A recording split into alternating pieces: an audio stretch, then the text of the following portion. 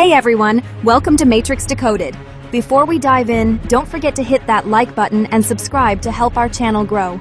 Trust me, you won't want to miss what we've got coming up.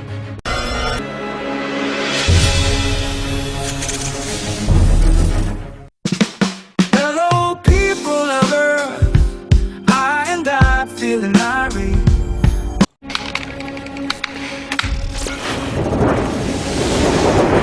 Okay, let's get into this. We're diving into The Matrix today. Such a classic film. Absolutely. But we're looking at it from a pretty specific angle based on these notes from Thomas Anderson. Right, this isn't just a film review. The idea here from the source material is that the movie isn't just sci-fi.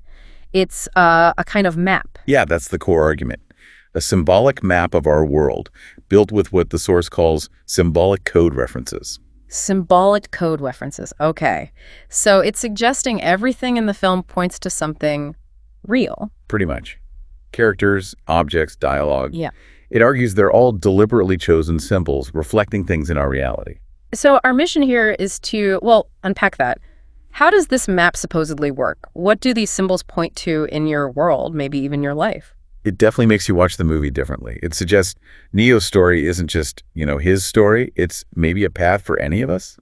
For you. Which is, yeah, quite a thought. A bit unsettling, maybe. Potentially. So the source really emphasizes this isn't random. It argues almost every element is a symbol, a pointer. Like a legend for this map we're talking about. Exactly. And it even points to the green code, the falling characters. The iconic Matrix visual. Right. The source says that's not just the fictional Matrix look. It's a symbol for how the movie was constructed. Observing our world, translating it into this symbolic code. Okay, interesting. So understanding the film from this viewpoint is basically decoding, figuring out the real world link for each symbol. That's the idea. Learning to read the map. Where do we start then? What's the first symbol the source decodes? Well, it starts right at the beginning with Neo's original name, Thomas Anderson. Thomas Anderson. Okay, what's the hidden meaning there, according to the source? It breaks it down.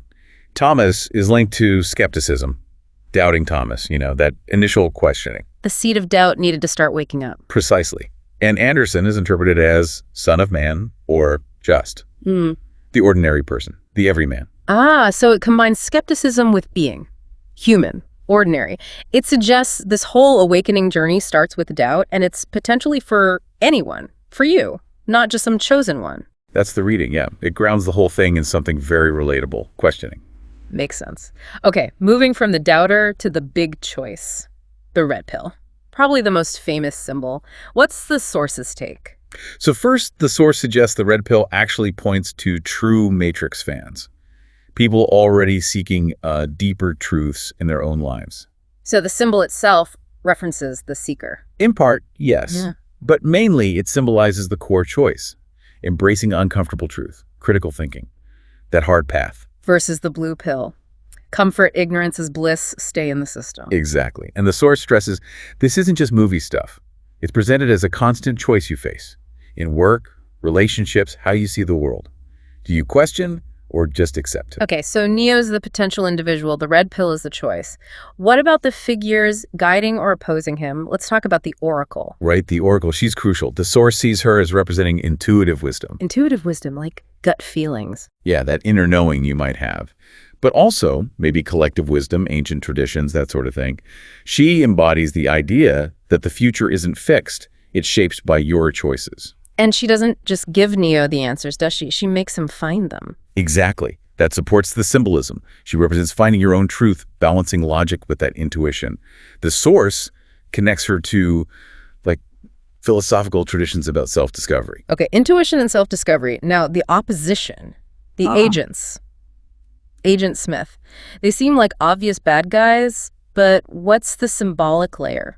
The source reads them as forces of conformity, anything that suppresses individuality and demands you fit in. Like societal pressure, bureaucracy. Dogma. All of that. Anything enforcing the status quo, making sure you don't step out of line. And Smith.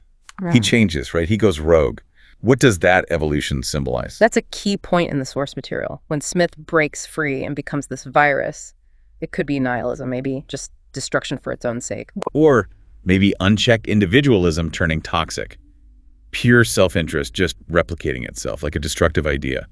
The source also points out he becomes weirdly more human and acts as Neo's polar opposite, two sides of the coin. So not just thugs, they represent real forces or dangerous ideas in our world that fight against change or awakening. That's the argument. Now, another figure, the Merovingian.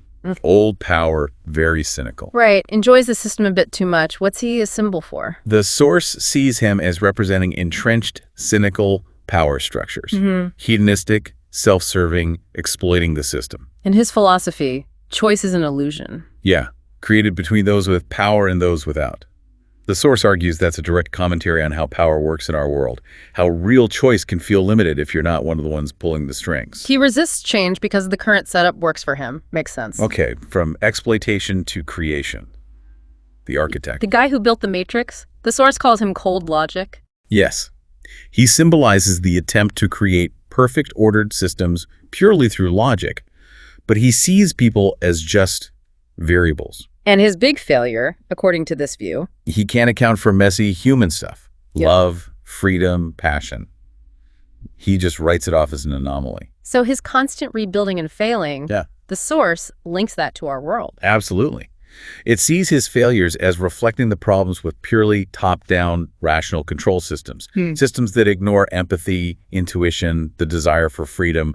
They're inherently unstable. They break down. Okay, then there's the analyst from the later movie. The source includes him too. Yes, and he represents an evolution of control, according to the source. How so? Different from the architect. If the architect used rigid logic, the analyst uses subtle manipulation. He controls through emotion, desire, personalized illusions. Making the cage comfortable so you don't want to leave. That's exactly the insight.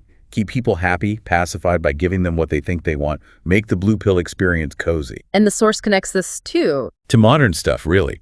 Algorithms feeding you tailored content, targeted ads playing on desires, social media bubbles, making the comfortable illusion preferable to messy reality. Subtle pacification. Wow. Okay, finally, let's circle back to a positive force. Morpheus, huge figure. What's his symbolic weight? Hugely significant, according to the source. He's not just the captain. He symbolizes unwavering faith, conviction, the power of belief to awaken someone else. The mentor shows you the door. You have to walk through it. Classic mentor. He represents that revolutionary spirit needed to challenge the system. And his name, Morpheus, god of dreams. The source definitely flags that as intentional, a clue. He's offering a different dream. Not the Matrix dream, but The dream of freedom, self-realization.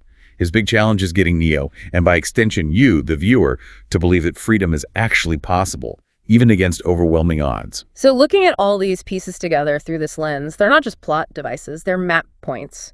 Exactly.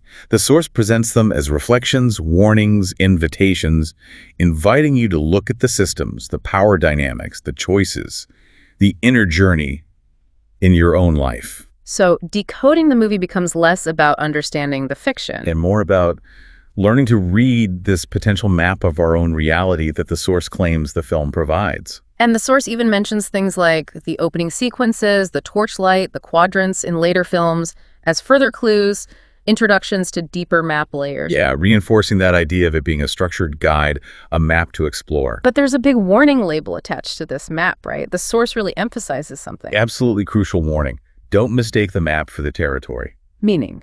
The movie, the symbols, however powerful, they're a representation, a guide. They're not reality itself.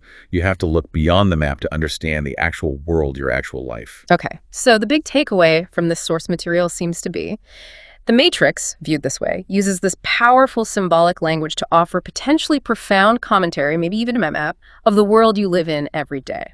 Right. And understanding this perspective gives you a new lens, maybe. A different way to analyze the systems, the choices, the forces around you and, inside you. Equipping you to maybe start decoding your own reality. Which really brings us to the final thought, something for you listening to chew on. If this idea holds any water, if the Matrix is a kind of map, what parts of your own world, your own life, feel like those symbolic code references? Where might you benefit from taking a metaphorical red pill and questioning the story you've been told?